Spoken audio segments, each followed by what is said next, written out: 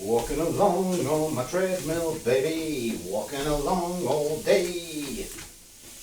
Do-do-do-do-do-do-do-do. So, boys and girls, are you on the treadmill of terror? Let's have a little bit of a chat about it, shall we? So, you might see that my office is pretty bare. It's going to get painted, so it's stripped back to basics, which is actually a good metaphor for what I want to talk about. You see, I'm contacted every day.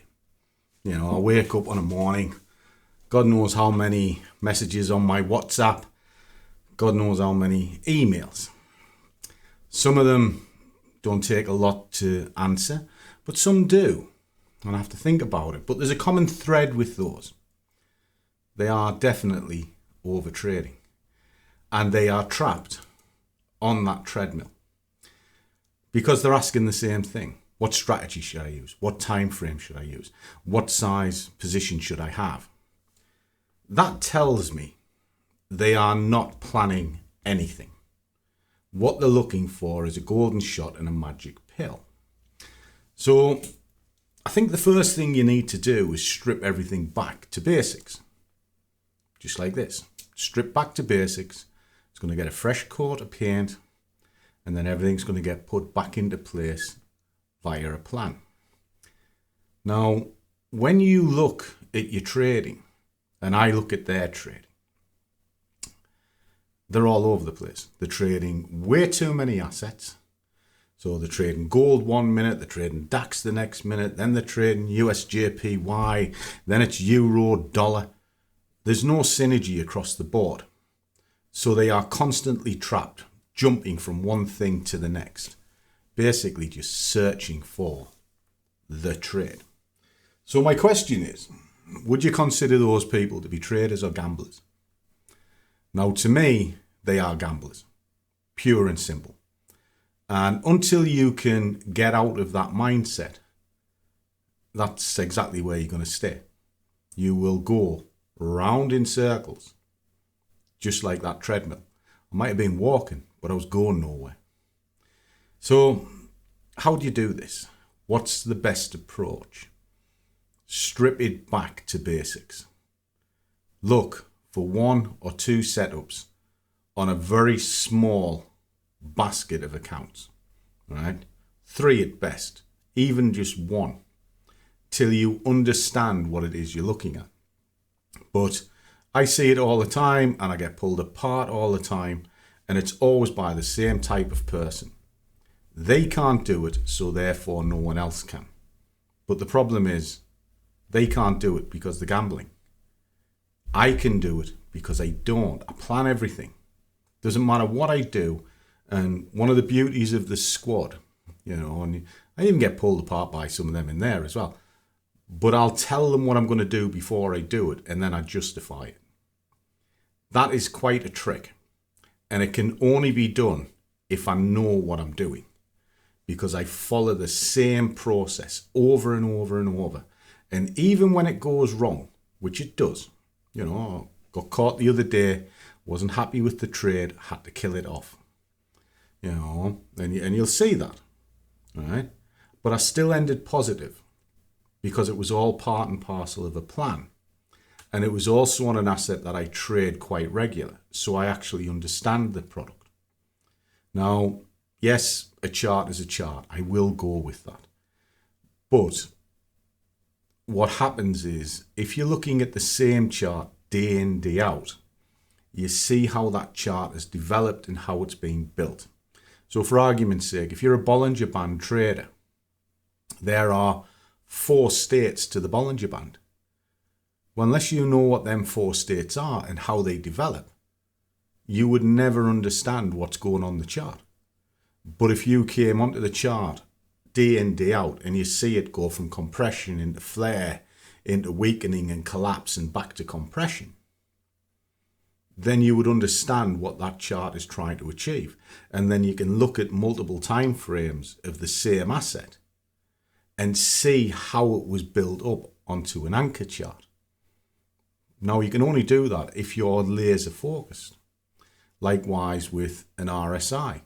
you will start understanding the divergences in it if you are watching it being built day in, day out. I'm not a big fan on divergence. I think it's a bit overrated. But it's similar with an Elliott wave. Elliott waves are not an Elliott wave till it's an Elliott wave. But if you can recognize the signs in the first 3 stages of it, the A, B, C, then you may be able to recognize what a continuation is or the reversal. But again, you have to apply that with the Bollinger Band, apply it with an RSI or a stochastic, whatever oscillator you use. Then you look at other things like a MACD can show you pressure waves in the market in general direction. Only if you're watching it day in, day out. But just to switch your market on and flip a 5-minute chart and go, right, I'm here, what have you got? You're not trading, guys. You're gambling, pure and simple. And that's why this industry is terrible. Because you genuinely think flicking a 5-minute chart and watching 10 minutes of a video, you're going to be super rich and have this wonderful career. No. Ask yourself about the career that you're working in. If you're a professional, skilled person and you're getting a decent salary, would they give it to you on day 1, week 1, after giving you a 5-minute induction? No, of course they wouldn't. You've got to learn the craft. You've got to understand the capabilities of what that job is. And then as you go through, well, we'll call it your apprenticeship, the rewards follow. But if they set you off on the path and you were just terrible and terrible and terrible, well, you ain't working there for very long. Well, that's what the charts is all about. You can start, and if you're terrible and terrible and just jumping around, not ignoring one job for the next, your account won't last long. So how do you affect that? How do you get better at it? Well, less is more. I trade personally once or twice a day. I get an opportunity in the morning, opportunity on the afternoon. That's it. And I look for that one golden shot. Once I've achieved it, I walk. The only difference between the salary is how big a position I've put on, and the position size is based on the account size. Now, when it comes to the account size, doesn't matter. Just put £1, 1,000 on. If you've got £1,000 in your account, the most you can put into the market is £1. That way, you're not going to blow your account out. And if you make 10 pips, you get a tenner. There's not a bank in the land will pay you £10 a day on 1,000. Not a bank. So that money is now working for you. Well, if you got 2,000, you get 20 quid a day. If you got 3,000, you're going to get 30 quid a day. Do you see what I mean? And it's just a singular 10 pip move. Now that's just a baseline. It's something to work on. But if you're chasing big money when you've only got little money and even less education, that £1,000 will be gone by the end of the day. Something for you to think about. Less is more. So instead of taking 10 trades in a day, take 2. One on the morning, one on the afternoon. It's a dead simple process. So that once you have that mindset, you can now work it around a day job. Okay? I'm looking for one trade. Just one. And you will find that one trade. But if you start going back to market, all the good work you've done will be undone very quickly. Cherish your thoughts. Drop it down in the comments.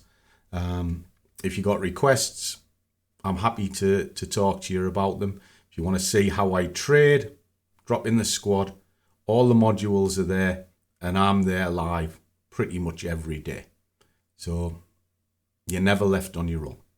So as always, guys, trade well, keep your risk managed, but above all, do what you love, and the money will follow. See you all in the next one.